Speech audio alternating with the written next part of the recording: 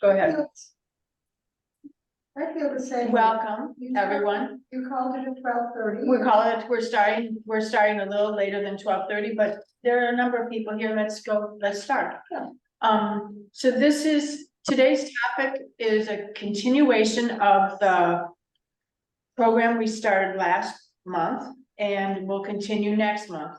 It's on the book called A Tender Time, Quaker Voices on the End of Life, which is the book that the Baltimore Yearly Meeting is publishing next spring under the care, and it's been written by myself and a dear friend from Winchester, Virginia, Kristen Zimmett, and we're under the care of the Baltimore Yearly Meeting End of Life Working Group.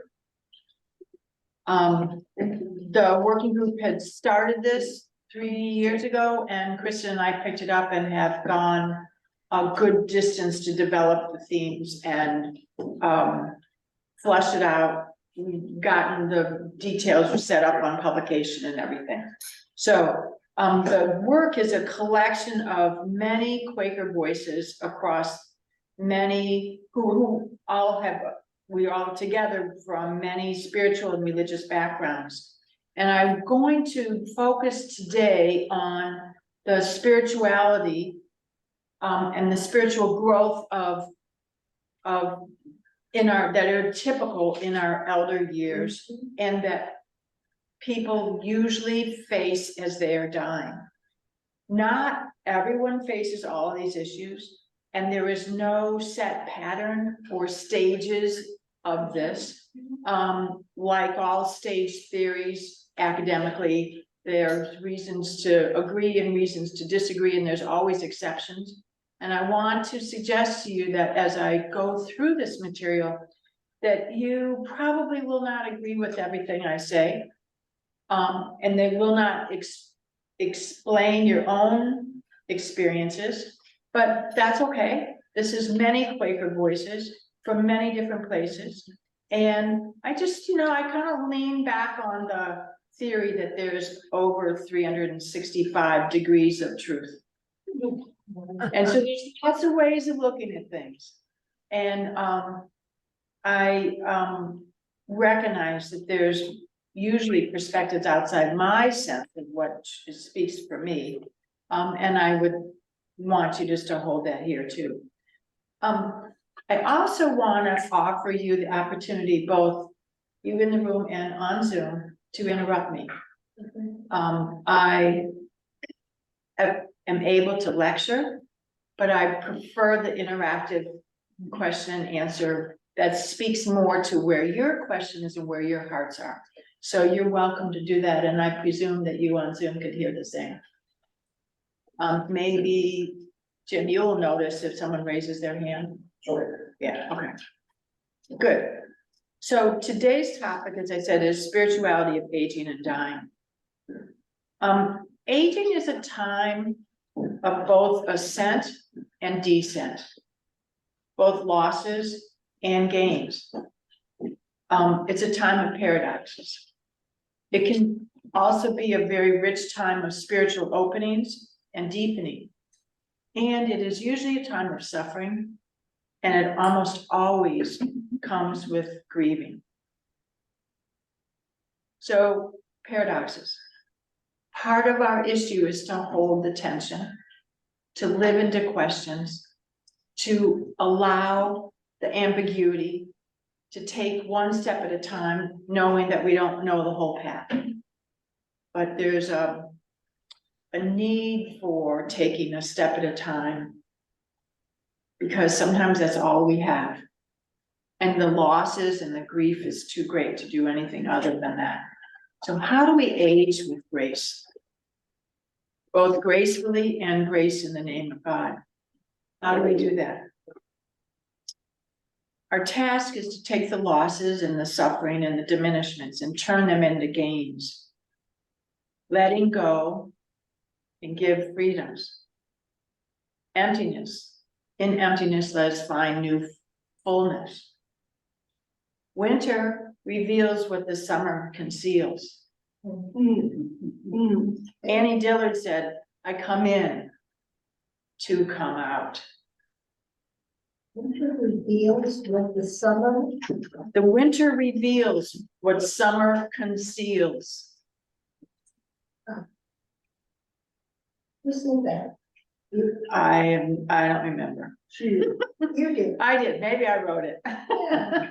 I did a lot of reading, so, but I don't plagiarize normally, so I wrote it, thank you. Yes. Yes. You give it- Part of coming to age is to claim or to acknowledge the gifts that we have and to celebrate them. Not, I mean, still maintaining humility, but it's like, yeah, thank you. Betty, I wrote that sentence. And seven. And I quote. If we choose to remember who we really are and care for our souls, we have the opportunity to find more meaning and purpose, which can lead to peace and harmony and satisfaction. These allow us to these allow us to let go of all the things that intrude on the comfort of our lives and allow us to say, I have lived a really good life. Regardless of where we've come from. When one cares for one's soul, the results can bring peace and healing and merging into all of unity, or merging into the unity of all. The question I find as Quakers in our community is how do we support one another to live truthfully and honestly? How can we meet each other in that which is eternal? How do we walk with each other into that dark night and support the diverse ways as we each meander through our soul work as we approach the end? That's the essential work of accompaniment. And accompaniment is the definition of pastoral care, which we often don't talk about because of the whole issue of we don't want to have pastors. But we do accompany one another. That's what community does. And we can walk with each other and support each other to bring to be being fully who we really are. It's peacemaking at the end.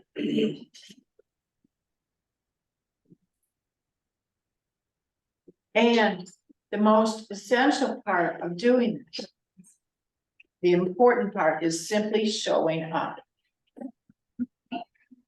It's showing up without an agenda to listen, to support, to honor. That's what pastoral care is. It's offering ministry of presence. One-on-one journaling to help find meaning, connections, hope, and purpose. So, Mary Oliver asked us a question. How do you want to answer this one?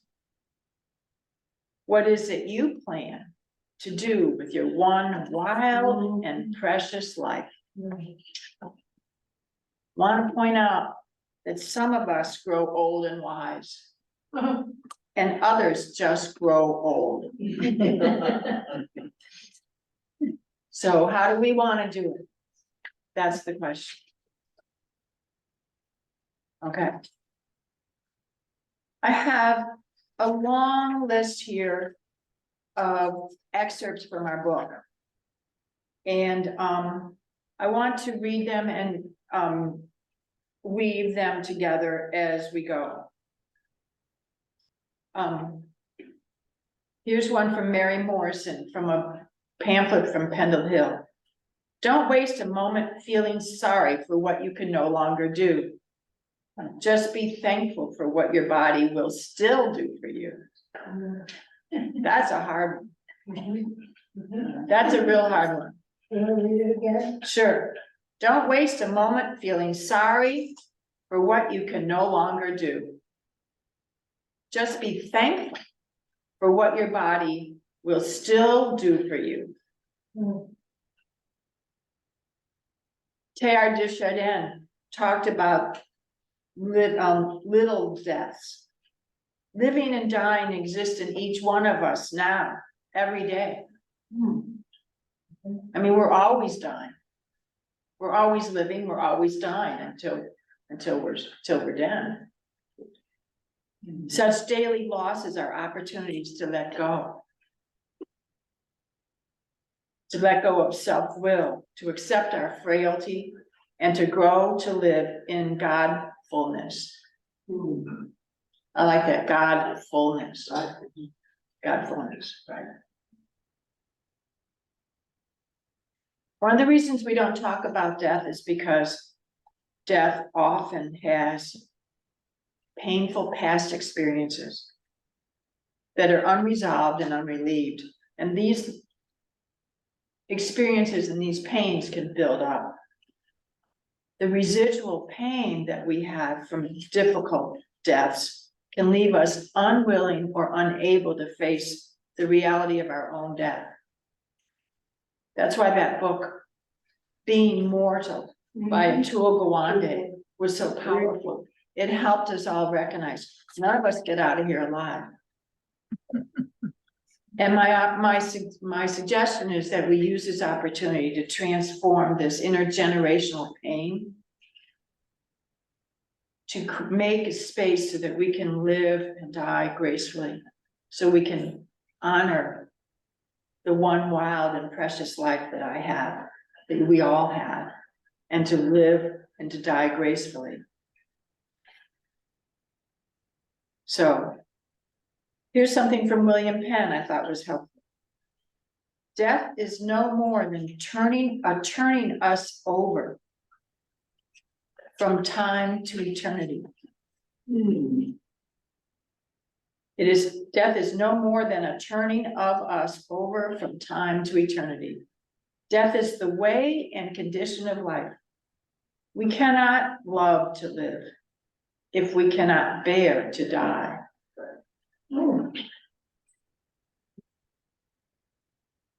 More than he wrote, they that love beyond the world cannot be separated by it. Death does not kill what never dies. That's an essential thing to think about. What did early Quakers think? Was there an afterlife in the early Quakers thinking? Death cannot kill what can never die. That answers that question, doesn't it? That we never really die. Maybe our bodies, but nor can spirits ever be divided, that love and live in the same divine principle, the root and record of their friendship. If absence be not death, neither is theirs. Death is but crossing the world, as friends do the seas. Is but crossing the world as friends do the seas. They live in one another still. For they must needs be present, that love and live in that which is omnipresent. I bet you that he meant life, love and life. In this divine glass, a divine glass, they see face to face. And their converse is free as well as pure. I really like this concept of they live in one another still. My friend Kristen, who's my co-author, has lost her husband now 4 years ago at Christmas. She said after a long time in her grieving process, she started to pray that his presence be more felt. Rather than feeling the pain of his being gone. Total transformation. Did that work? It's helped. It helps, right? So she's more conscious of John's presence more and more, rather than his not being present. Right.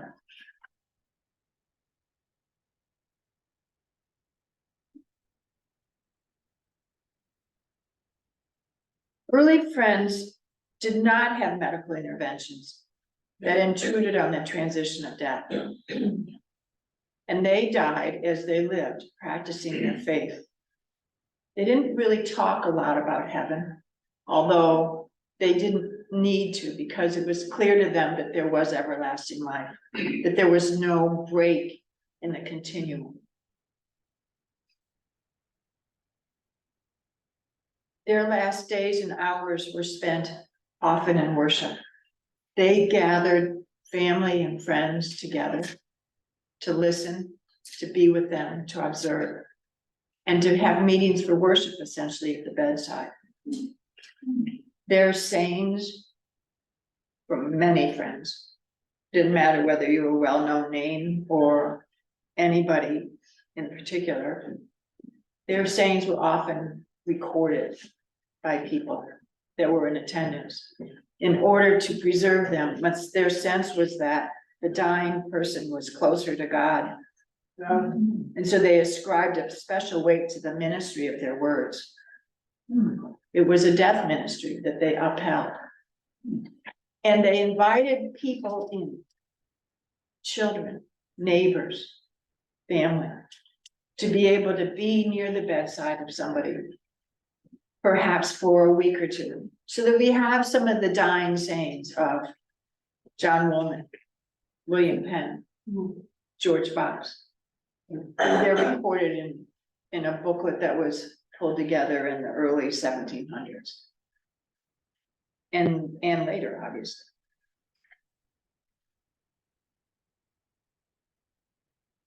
I want to really divert to I don't know where I wrote that. I want to talk about the parallels I have observed in births and deaths.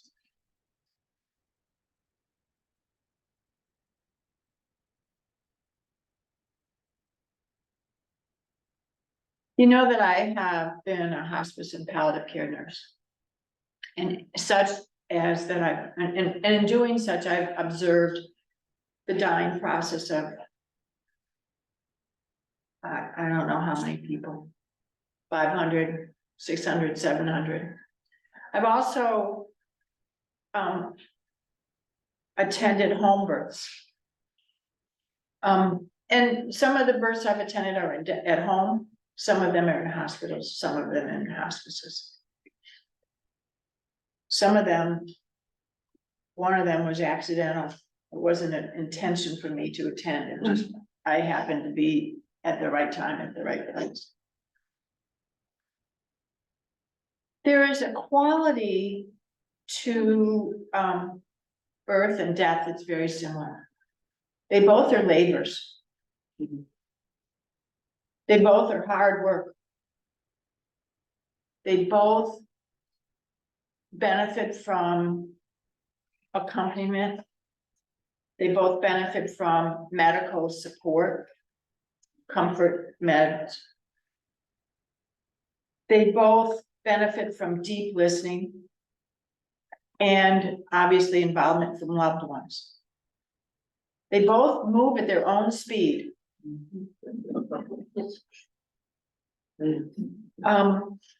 So their timing is unpredictable, particularly when the real active portion begins and ends.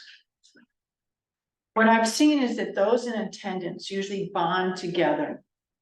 There's a very special energy that comes into the room, and it becomes sort of a reverent time of expectant waiting, actually. And there's a gatheredness of some awareness of something other. There's a largeness that happens. There's a sense of the incarnation of an energy moving in and an energy moving out. In both birth and death, in both coming and going. Rhea Hawkins shared at yearly meeting a couple of years ago the death of her husband. Rhea was a member of Bethesda meeting. She now is living in Collingwood nursing home. And she wanted to come to yearly meeting to share when her husband Ted died. There was a light that filled the room. It was really a sacred time, she said. There was no other way to describe it. I've seen that light come into hospital rooms. I've felt it in home births. I've seen it in home deaths where the person's body still has not been buried. They've been caring for the body after even 2 days. There is this sense of a transformational energy that is sacred. It's palpable. I know intuitively that divine love comes into the first breath and it is still present in the last breath. I know that there is a giving and a receiving, and that transformation of the spirit into and out of the body is unique, and it parallels our experiences in a gathered meeting. It reminds me of early friends in doing recognizing the ministry at the bedside is a gathered meeting, or can be a gathered meeting, that we also can create that space for one another now. That's an essential part of the spiritual connections and the groundiness that we can provide as we die, but also as we age. You know, the question that we asked in the School of the Spirit, I first heard it. We gathered every time we got together to ask, how is the Spirit working in your life? When we ask those questions and we listen deeply to how is God working in my life today, we end up noticing how God is working in our life today. We notice how God is working here. How those little nudges may be more than just little nudges. Ministry and council ask that question every time they get together for a meeting, to be able to support the spiritual development and deepening of our hearts and souls. Those are really basic fundamental questions that we can support each other. Doesn't have to be in a committee meeting. You know, I can see Gloria sometimes. Gloria is one of these people that when I see her, I laugh. And I know how Spirit's working with between me and Gloria, but it creates a space of this is okay to share and to be open and to acknowledge the divine presence flowing through our lives in and out. That's the kind of thing that you see at the deathbed and at birth.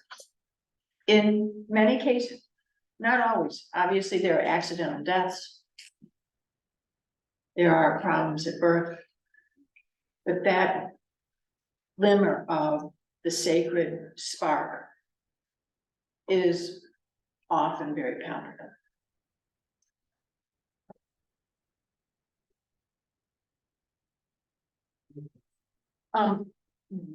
I didn't know this, that other people experienced this until I read a pamphlet. I want to read this because it's better language than mine, perhaps. It's called a pamphlet called A Song of Death, Our Spiritual Birth, A Quaker Way of Dying, by a woman named Lucy Screechfield MacGyver. Great name. Screechfield MacGyver. Screechfield, that's good for next week.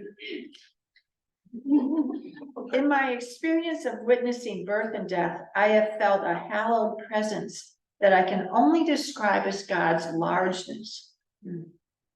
These have been numerous moments in which I have inwardly come to know, beyond words, the paradox that birth is death and that death is birth.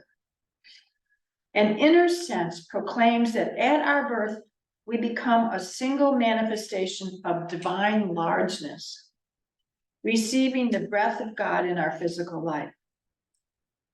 Conversely, at the death of our physical body, as we return our breath to God, the individual soul is reunited with the divine. In such a definition, death is not death, but rather a spiritual birth in which the work of God reverses the order of conception. And once again, connects the individual to the whole of eternity. The larger cycle of life continues. Talking about death being part of the universal creative process, a spiritual birth that is a natural completion of conception, or a return into eternity, raises questions about purpose and support for the journey which we are born to complete. It changes about how we think about preparations and the support we need. It becomes no longer something to avoid, though even though most of us don't really want to embrace this and jump into line to be called, but neither is it a failure. Death is not a failure. It's a continuation and a completion. It's not a failure of medical offerings. It's a completion. It puts the little losses of normal aging as well as the large diminishments into perspective. They become opportunities for letting go and letting God. No matter what the pace of the trajectory toward death is, the choice to accept mortality affects our own spiritual journey. Surrendering to this process reduces the energy of fighting reality.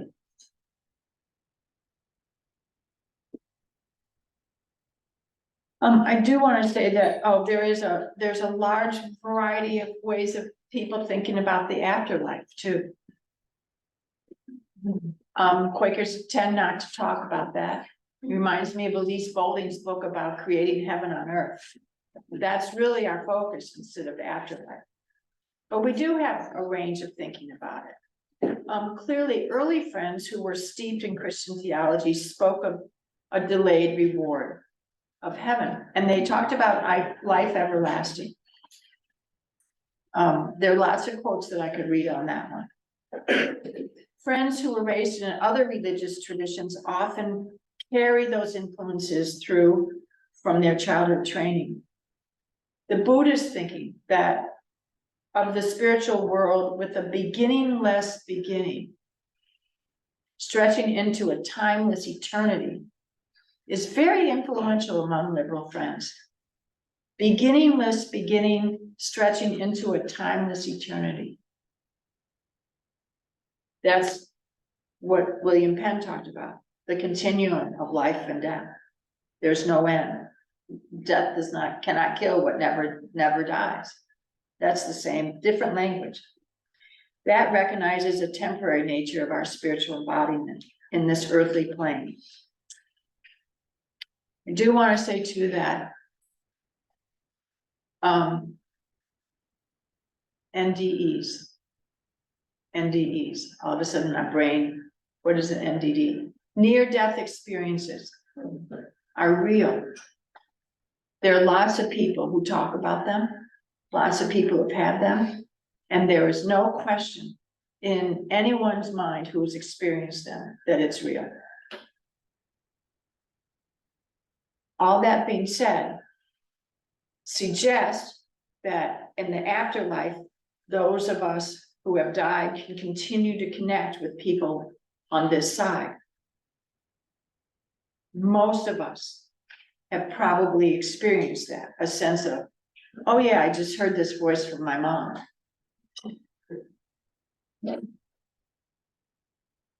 But there are also a lot of people who don't have that connection. And what I found out painfully was that for people who don't get reconnected with their loved one, who don't hear from the person who died, it's just as hard for them. They think sometimes they're failure.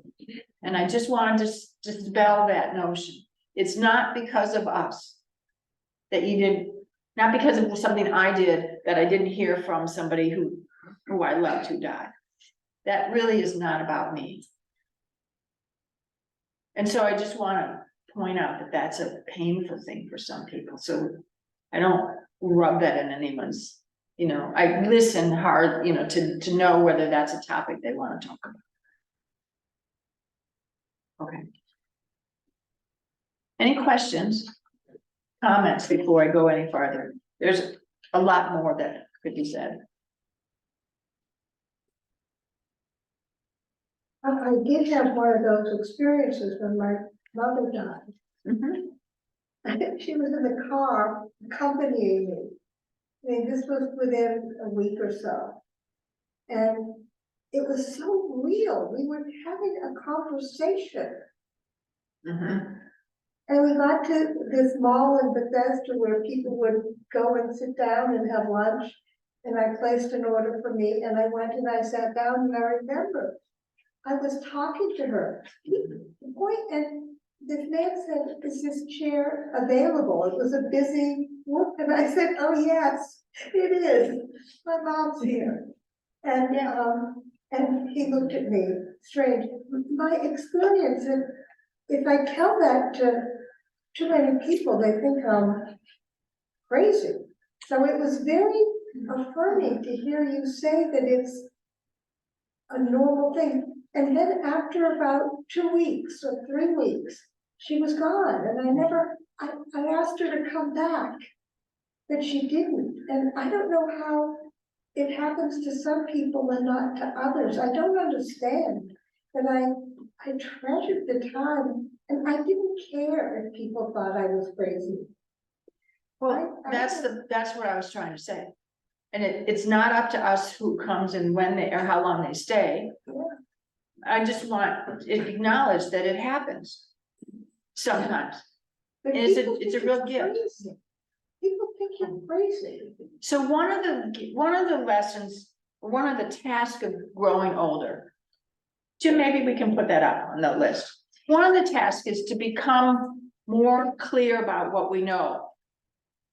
And to honor what we know that we know. That can, yeah, Jim will put that in the chat. Yeah, and I want to make sure I have a copy of it too, in front of me. Yeah, here it is. So Betty's question brought this up. What is it that we do as we age to be able to come to grips with some of these things that may sound weird or unusual or people question? And it's one of the things, well, one of the tasks is to know what we know. To find a sense of certainty about who we are. And it is one of these a transition into claiming who you are. This is your voice.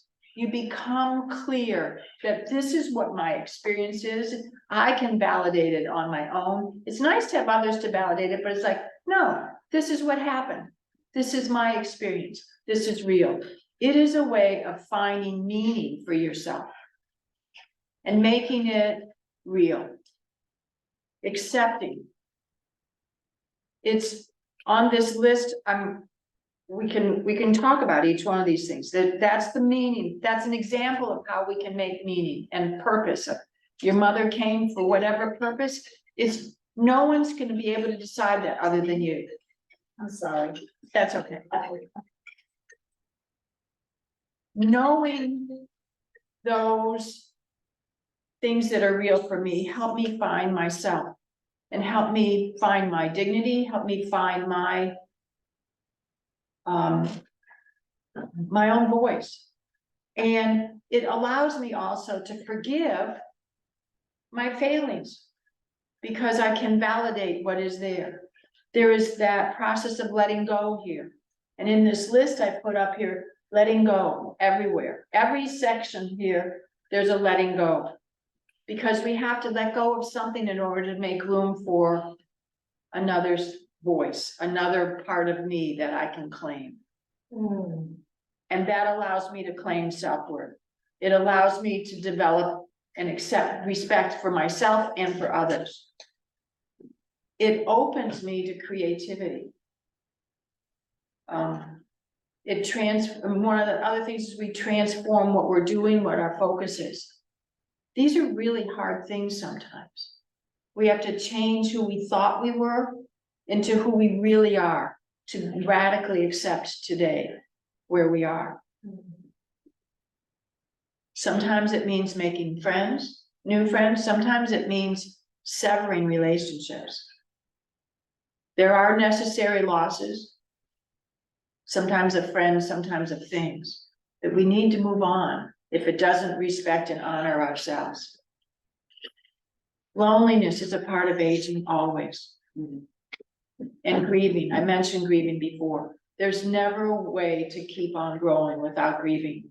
There are losses that we find of people, of our own body, the things, people that we used to know us the way we were way back then, and who knows us now.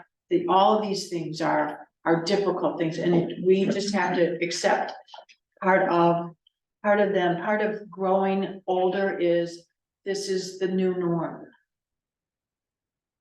And in doing that, coming to grips with that, then we recognize we become peacemakers with ourselves and allows us to make peace with others. So that's what I mentioned earlier, holding tensions. Is tension on that list?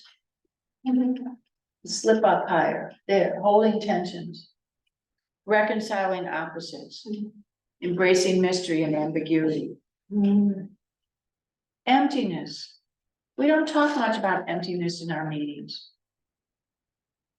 We ask for joys, we ask for sharing stories of people who need to be held in light, but we don't talk about emptiness. There are times when we feel stripped away, bare to the core. Sometimes it's a loss of a job, a loss of a home. Fire does that to you.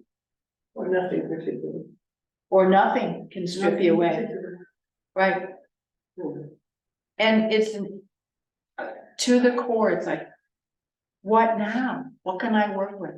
Disease can do this, a diagnosis. Do you totally pull the rug out from underneath you? Sometimes even your sense of faith eludes you. There's a nothingness in a relationship with the divine.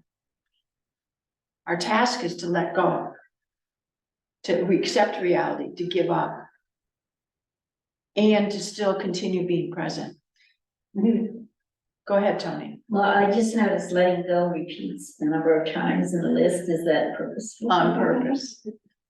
Because we have to keep coming back. Okay. And if we don't let it go on purpose, sometimes things are stripped away.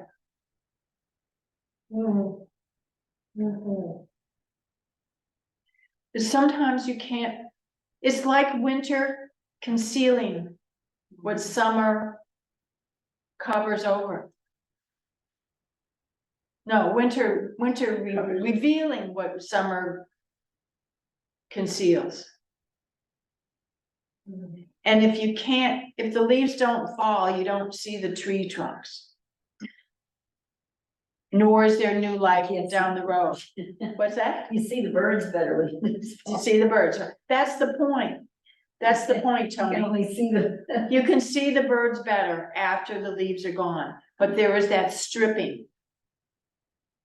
There's a stripping in our souls too, at times. It's a common, but not always, part of growing older. Then there's the struggle between being willing or being willful and being willing. I think all of us know what I'm talking about. It's very hard when you want to be in control. You're going to be very willful. I want it my way. Okay, none of us know what that is, right? No idea. And so there are times that aging gives us more opportunity ever than we want. But there's no way of moving forward without accepting reality. And sometimes the reality is that are things that you don't want to admit. being willful to accept or being willing to accept allows us to move forward. Okay. And until we accept reality, we can't surrender to what is. And in that surrendering, there can come new space to open up. Now, these are topics that could go into for Into weeks, each one. right? So if you have questions or examples, please bring it out. Okay. I used to be criticized for saying that I felt we needed to surrender. And the criticism came primarily from women who had been abused. But I will come back to, I don't know if there's other language that, I haven't found other language that expresses it. I know that if I had not accepted the reality of my cancer diagnosis in 1992, I wouldn't have surrendered to the reality that I needed chemotherapy. Nor would I have surrendered and paid for, put my arm out here, shoot me up for the treatment. I needed to accept the reality and surrender to what they told me was the medical way of going forward. It wasn't a surrender of my heart and soul in the way the word connotates to women who've been abused. It was a surrender to reality and a path forward. At the same time, I crafted my own path using alternatives medicine and alternative practitioners and introduction of meditation to my life. There was lots of other things that I did in addition to what the medical wanted. But that example has carried through more clearly than any other way that I've heard people talk about acceptance and surrendering, in a way that the surrendering was a really life-fulfilling process. And without it, I'm not sure I would have been alive. So it was also, I should say, one of those places where I let go of my willfulness and became willing to move with the flow that was in front of me, even though I didn't like what was being told to me. Okay. I have this strange, it only happened once in my life, but I had the opportunity to observe that. And because I knew her name was Jane Manman, some of you might have known her from Langley Hill, and she was the first head of Friends Community School. She taught me how to live, and she also taught me how to die. And she got liver cancer in her late 70s. We went up to see her, and she was close to death. She was all dressed in white, and all these things that you've just mentioned. Somehow I was given the insight to know from watching her and from listening to her. I've never forgot it. And it has given me a comfort, right, to know that somehow if Jane went through this and let go and surrendered, I'm somehow going to be able to do it too. Even in a practical way, right. We had gathered all these materials about the school in a remembrance to her. And one of the earlier visits, she said, "Debbie, I'm giving them back to you. They're no longer meant for me. They're meant for other people." And so it was tangible. But at the end, it was just her presence and her emptiness that somehow all your words connected, that right. I knew and I accepted. And I just have faith that when it's my turn, so I'll be able to do that. What she did. Right. That's what Betty, I hope the people on Zoom could hear Betty. Because what Betty's just shared was how another person has taught her how to die. And that some of these tasks that I've called spiritual tasks were in fact evident in her life at the end. Mhm. And also that you have used some of these practices now or through your life up to this point. These are not just the things that we do as we're aging and dying. They are, but they become more important to come into focus if we should want to choose how we die well. Okay. Ann, go ahead. My father, was 80-something, 86, I think, and he'd had something, I can't remember now. He'd been on steroids for a while, and he'd had a hard time. It was with his lungs. He was better, and he was off the steroids, and he was doing pretty well. And it was February, whatever that year was, I don't know if you remember. And the Olympics were playing, and he was madly watching the opening of the Olympics, and finally he said, "I just can't breathe, I need help." And my mother called the ambulance, and they went to the hospital, and he died a week later. But the story is, our family had collected children from all over. We had people Bob and I lived with, lots of people, and people kept coming to the hospital. And the nurse who declared she would take care of our family whenever she was there, let the other people know to let our family come in. And we told him stories, and we sang a lot. We sang camp songs that we used to sing when we went in the car. And he didn't talk a lot, but he did agree every time there was an issue or a question. He agreed to go along with what was offered. He made a couple of choices, I think, I can't quite remember. One was not to have any more help breathing and just let go, which probably would have left him a few hours, or give him a trial with oxygen, but he would be asleep, he would not be awake. And he went with that, but it was clear that my mother went in to the discussion with the doctor when they were to discuss, my sister and I think my brother-in-law, a minister also. And then when it was time, we all said goodbye, gave him big hugs and kisses, and he just relaxed and said goodbye. And it's one of the more beautiful deaths I've seen, I think, including 20 days of dancing in his room and singing and telling stories. And, you know, it's just, and my mother dropped dead on the toilet with me. You know, just so different, but she would have wanted somebody to be with her. Thank you. Ellen has her hand raised on Zoom. Oh, Ellen, please, yeah. Thank you, Patty. You've listed these spiritual tasks in aging and dying. When I made a serious commitment, mid-80s, 1980s, to seek God daily, since then I've been given prayers, inward guidance of various prayers, and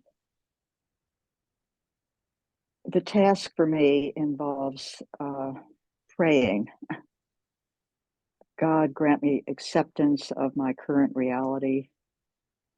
God, forgive me as I forgive her. Forgive me as I forgive him. I surrender to you. You take care of it. And those have become powerful prayers. I don't accomplish it by myself. I'm given it.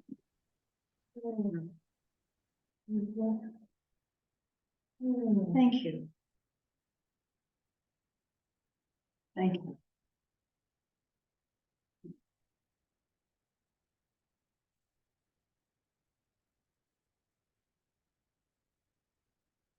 I think that's true for all of us. If she had the wisdom to accept those gifts. right? If she has the wisdom to accept the gifts, right? For all of us. And the willingness to accept the partnership.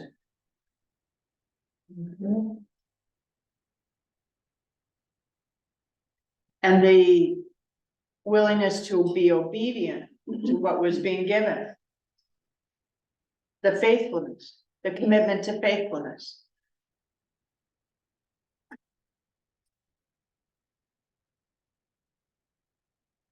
Beth, please.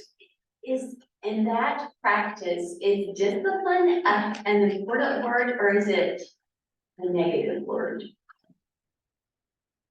I don't know whether that's a question for Ellen or for who. Ellen, maybe you could, did you hear the question? Ellen Cronin? I did. Yeah, good. I use the word discipline, spiritual discipline, the same to mean spiritual practice. Every day I do in my prayer time ask for knowledge of God's will for me today. As another one that you reminded me of, Patty.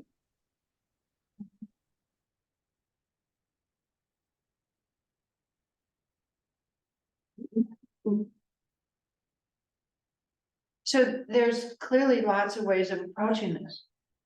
And we're given the opportunities over and over and over again. And it's really my purpose of bringing all these tasks together on one list isn't to say, oh, here's what you have to do in order to die. It's really a, here's what we have to do to live fully. And the, you know, the preparation for a good death is living a good life. In a nutshell. In a nutshell, right? We don't, we die as we live. I mean, that's very clear. From a, you know, from a nurse's perspective. But from a Quaker perspective, you know, we'll focus on living well, letting our life speak, letting the love flow. And that's the best preparation. That's what all these tasks here for. The discipline that of spiritual practices will lead us to many of these things in lots of different ways. Lots of little ways, sometimes lots of big ways. Go ahead, Claire. Yeah. I'm still with your mentioning the word surrender, Mm-hmm. and it didn't sit well with some people. And does the idea of being accepting what is, does that fit with the way you feel as surrender? Yes, definitely. I mean, stop fighting reality. If I had fought the fact that I had cancer, I probably wouldn't be here. Mhm. Now, I mean, I did fight it. And, you know, for a while. But, you know, a short while, it was like, your number is being called, you gotta respond. Yeah, so, but yes, accepting the reality allowed me to surrender to what the path was forward, even though it wasn't my choice. Yes. Ginny, Patty, for me, I surrender every day. right, And for me, it's I'm asking to shift from my will to God's will. And that's a continual process for me. mhm. Thank you. Yeah, it is a continuous process for all of us, yeah. I have a quote from somebody that, where is it? Oh. Thomas Merton. Often in the last years, I have thought of death. It has been present to me, and I have understood, in quotes, and known that I must die. That's that acceptance part. Yet last night, only for a moment in passing, without grimness or drama, I momentarily experienced the fact that I, this body, this self, will simply not exist. A flask of the not there-ness of being dead, without fear or grief, without anything, just not there. As if the angel of death passed along, thinking out loud to himself, doing his business and barely taking note of me, but taking note of me nonetheless. And so we recognized one another. I think many of us have experienced a little bit of not there-ness. Bob, do you want to say something? Yeah, a couple of things. When Ann's father was dying, I was with him and I was able to hold his feet in my hand and rub them. Okay. All for hours. And say to them, we love you, we love you. There was a kind of accompaniment up to the edge. Dying. I've also heard things about the Appalachian, which is people being asked to be sung out or played out as they go. Sing me out or play me out. Right. Lots of people ask for music, Something quiet, sing me out. some kind of quiet. Right, Threshold quiet. right. Always want to be part of the threshold quiet, never made it happen. And I've had a couple of experiences. My father, who was not a pleasant person, it was years after, a couple of years after he died. I had this experience when I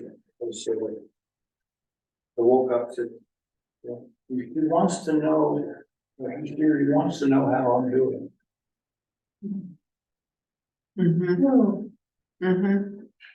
Not surprising. That's a common request. How are you doing down there? It's getting to be late. I want to read something to you that I wrote in doing this book. It didn't get into the book directly. But it is one of the early Quaker Voices that I recognize I've been storing for years to get into this book. And it's a story about, and it also reflects some thinking about suffering. So I want to read the story about Bob Seckinger. Bob was the clerk of our meeting where I started Quakerism, being a Quaker at Hopewell meeting out in Winchester. It was before Hopewell and Center merged. He had suffered with lymphoma for nearly 20 years. And when he was the clerk of the meeting, I was the clerk of ministry and council. And the friendship continued for many, many years. For even after we stepped down from those roles. And then he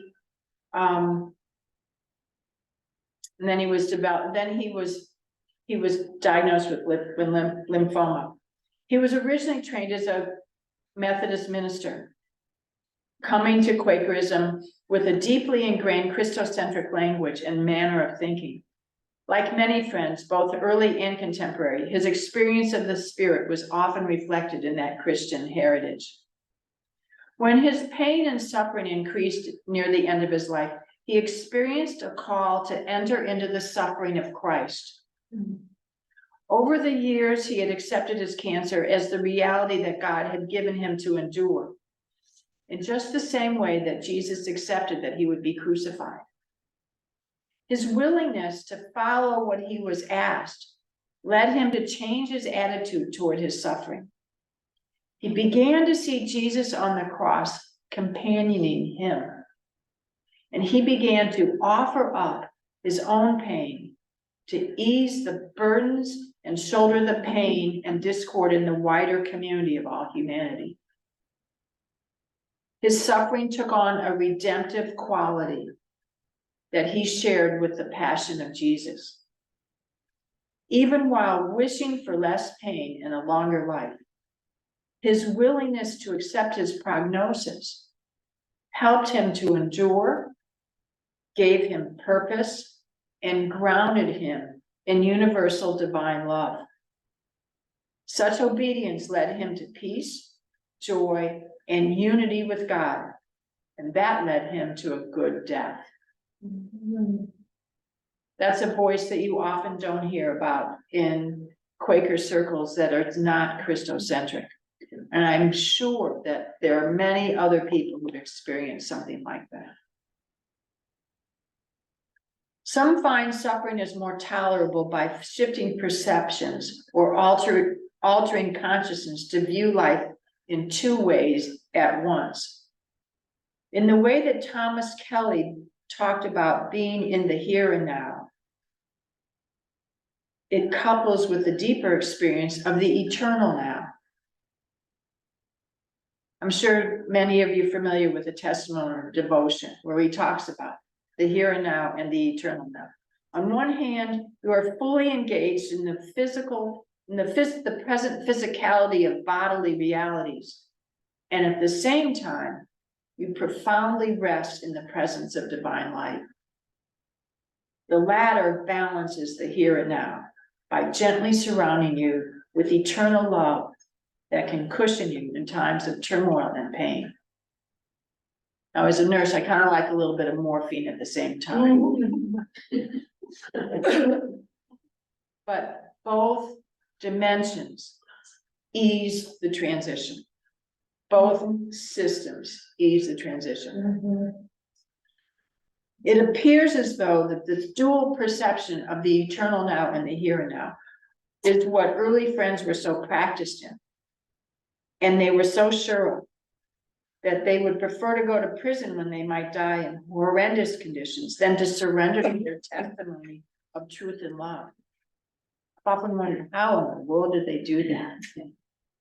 They were so sure that of the testimony of truth and love because they were in the eternal now. At the same time, they were in the here and now. It was a dual perception of reality that allowed them to cope. As they settled into worship, the joy and comfort of being together in the presence of the inward teacher sustained them through their suffering. And those long meetings for worship in prison provided the sustenance and assurance that they needed in order to continue to experience the power of the Lord coming over them. Many people find the spiritual comfort in the life of Jesus. While it is impossible to explain why some suffer more than others, and some live with illnesses, pain, and degradation, Christians can believe that God incarnate is a partner in suffering. Jesus knew what it was like to be humiliated, tortured, and to suffer a brutally painful death. This understanding and experience of Jesus, the God incarnate, can lead to some comfort of not being alone in such a devastating misery. If Jesus, my Lord, could be on the cross, my mother said, then so can I.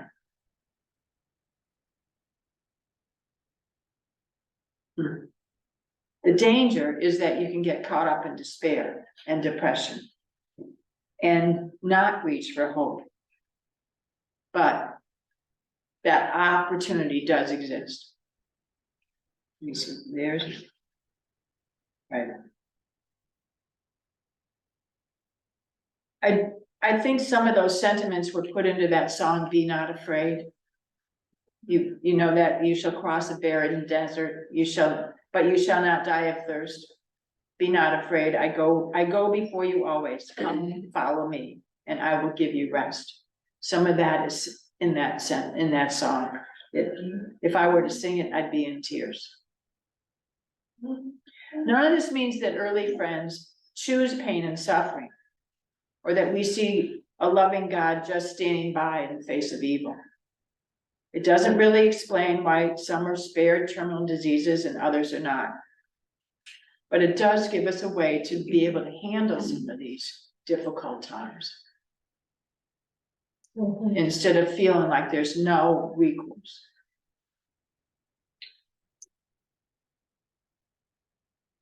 The last thing I want to tell you is a story of a patient I had.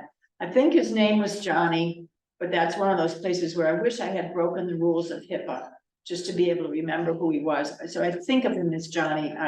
It could have been Tommy, he could have been Jimmy, could have been Jim Bob for all I remember, but he was one of these local fellows, country fellows who was illiterate, but knew his Bible back and forth.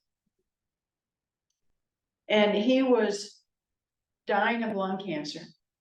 It was in the hospital. And his family was not with him. His family had kind of walked away from him at the end. They were angry because he was kicked out of hospice because they were stealing his opioids. It's the only time I've ever heard of anyone kicked out of hospice. So his recourse was to come to the hospital instead of dying at home with hospice. And his family wasn't there.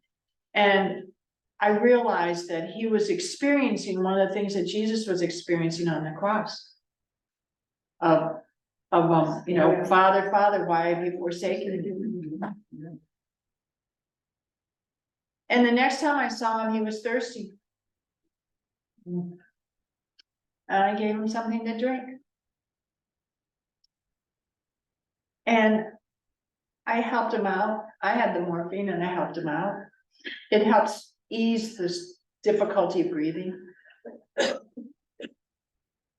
And when one of the times I went back and saw him again, I pointed this out to him, that he had said what he had experienced, what Jesus experienced, and the loss of his friends and his despair. And you said, I thirst. I said, Johnny, I'm not sure you said the last thing Jesus said. What was that? Father, into your hands I commend my spirit. And he acknowledged that. And he took my hand and let go with his surrender into God's hands. And he died While you were there. while I was there. And so the power of his faith, of his experience of the divine love, came to a completion. He let go, he found peace. You know, it's interesting how, you just learn these things from people you didn't expect to learn them from. It was his way of letting go into life and truth and love and forgiving his family. So his language could be our language, but whatever our language is, we need to share it so that we can have other people companion and walk the walk with us. Yeah. Patty, I think one of the challenges we face as liberal unprogrammed Quakers is that we don't embrace narrative, like the narrative of the Bible or the narrative of the life of Jesus. And it's through narrative that we're able to wrestle with these big questions. Before I went to seminary, I was an English teacher, and it's the same with a novel, but oftentimes Quaker theology is kind of broad strokes, and it's it can use vague language. Like I was asking myself at the beginning of this talk, you were talking about the beginning with no beginning, and I just thought, what is that?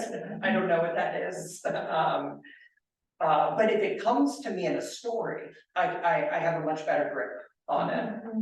And so I wonder if you have any comments about what we can do as Quakers to help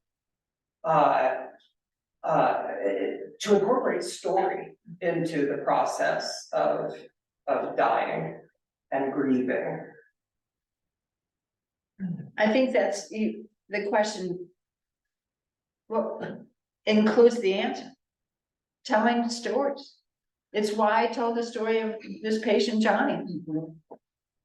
It's why I told Bob Seckinger's story.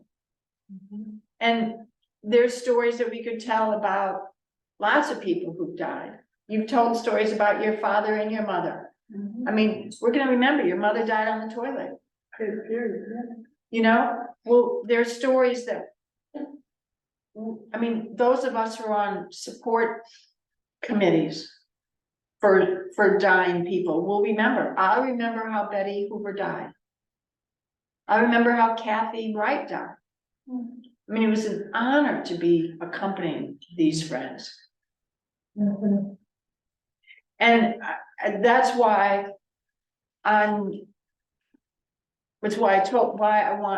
why I suggest that we companion one another in these times.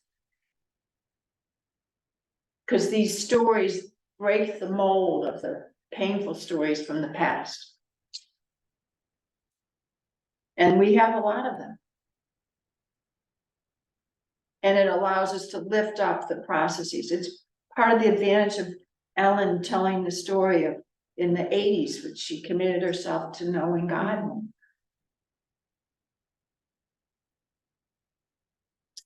Those stories are pretty powerful.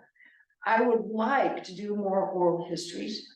We have some of those stories in our meeting files somewhere. The library, I think. And the library has them. Well, they did have.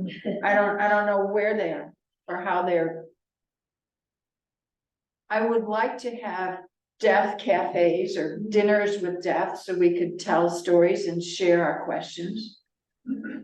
To demystify. What would we eat? We could eat what we bring as a potluck. No, not dinners of death, dinners with death. Dinners with death conversations. We had Death Cafe once, and it was really great. It was, remember that? Yeah, it was delightful. Pardon? We just had one. Only one. We could do more. We could do more, right? Mhm. So, yeah, I think you're right, Jim. And I think it's important to tell the Christocentric stories and the Buddhist stories and the Universalist stories. Stories of the different rituals that support us. They I give think- they give a path. They give us what? They give a path. They give a sort of a map Right. that you can feel you're not alone on because it's been experienced before. Right. Right. Is there something else here that someone was saying? Well, I think the power of the story of Jesus is that we share it.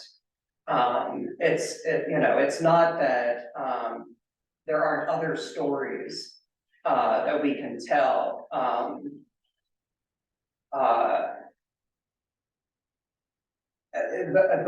that there's something to coming together around the same story, where we know the rhythms of the story, and can enter into it deeply as a community. That I think sometimes we don't have it in this particular Quaker tradition in ways that other Christian denominations have it, or Judaism has it. I mean, it's very similar to the Passover story told it, Seder, right? Its power comes from the fact that it's shared, that it's universal, that it's not an individualistic story. And I wonder if our meetings can do a better job of cultivating shared narrative. So that when we encounter declining and aging and death, you know, we're not starting from scratch. I think that's something that my husband, as a hospital chaplain, encounters a lot, that there's, even people who are religious, when they come to the hospital and they're declining or they're dying, there's no preparation has been done. There's, you know, it's like he is encountering them fresh. And you need years of building these narratives, building a theology and ideas around death and dying before you actually encounter it. You know, most of the people here are, you know, in their 60s, 70s, and 80s, but really you need people like me in our 40s to start these conversations and to start that work. Agreed, thank you, do it. Yeah, Go forth and do it. yeah, you're right, you're right.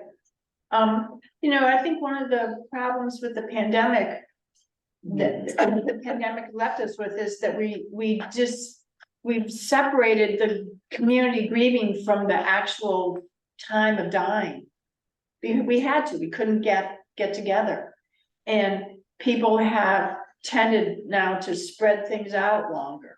That disrupts that whole process of the death story and the norm of how do we support this. And so then we end up, the families grieve alone as opposed to within the community.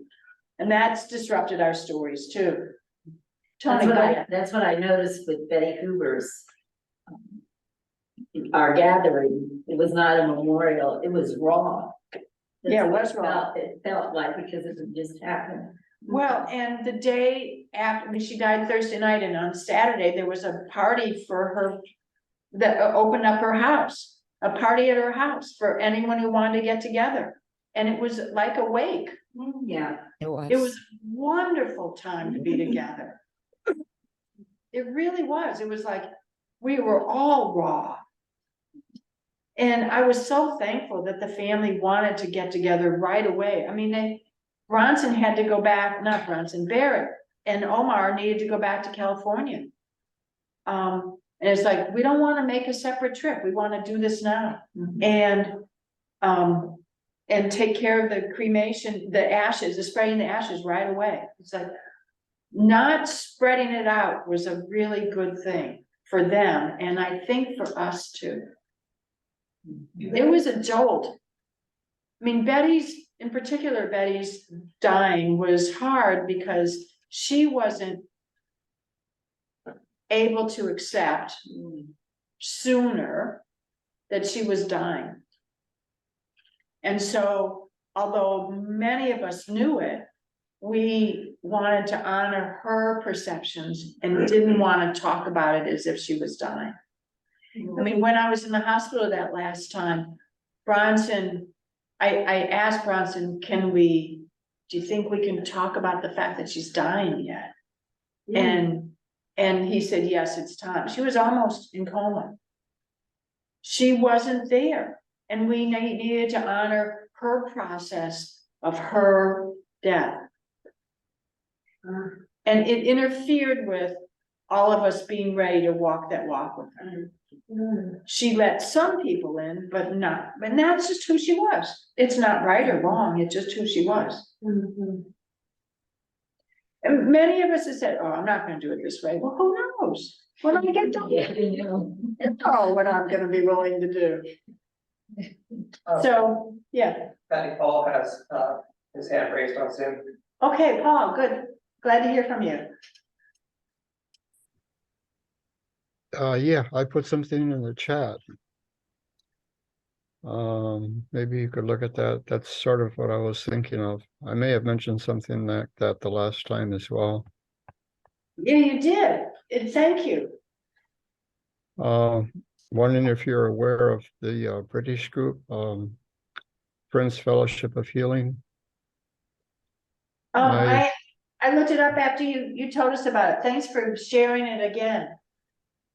Yeah, I worked with them for a while, for a few months, long time ago.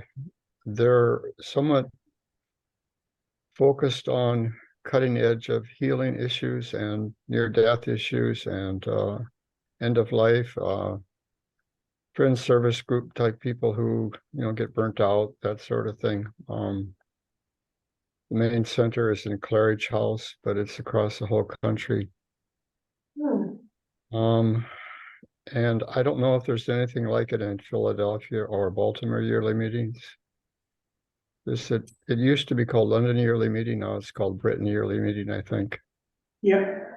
It And is, then yeah. Yeah, and wondering if there's any other friends writing about things like near-death experience, like the person I mentioned there. I know it's somewhat hard to talk about. Death is not something that our society, our culture wants to face, and we sort of deal with it through like Egyptian rituals or whatever, in terms of a lot of funerals, basically Egyptian. But she wrote about this sort of thing, near-death experience, quite a bit. I don't know if any others have.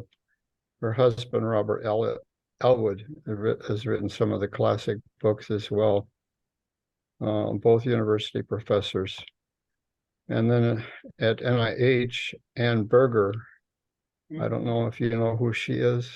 Mm-hmm.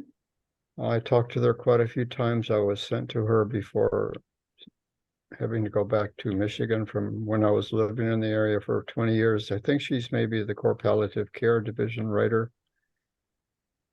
Not so much on near-death experience, but on, what you work with if you're in a hospice, which is drugs to make people deal with the kind of pain that comes with it and that sort of thing. And then lastly, I don't know if any friends are writing on this either, is the role of near-death experience and something further along the line than how should I put it? The monotheisms that are in so deep of trouble right now in the Middle East, all three are sort of fighting each other. The Jungian Society among Friends, which you may be aware of, has dealt with this a bit. But does understanding of death or passing through death or near-death experiences have a possibly different way of looking at how to solve conflict, for example, than what the major monotheisms look at?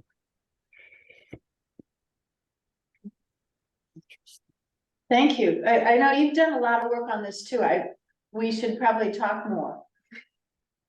Thank you very much. I appreciated those, Should I put my email address in there? you're welcome to, why don't you do that and then Jim can forward that all to me. Thanks. Yeah, it's also in the Sandy Springs Monthly Meeting Directory, so. Then I've got it. Thank you. Okay. Appreciate it. Yeah. So any other comments? I think it's getting to be time.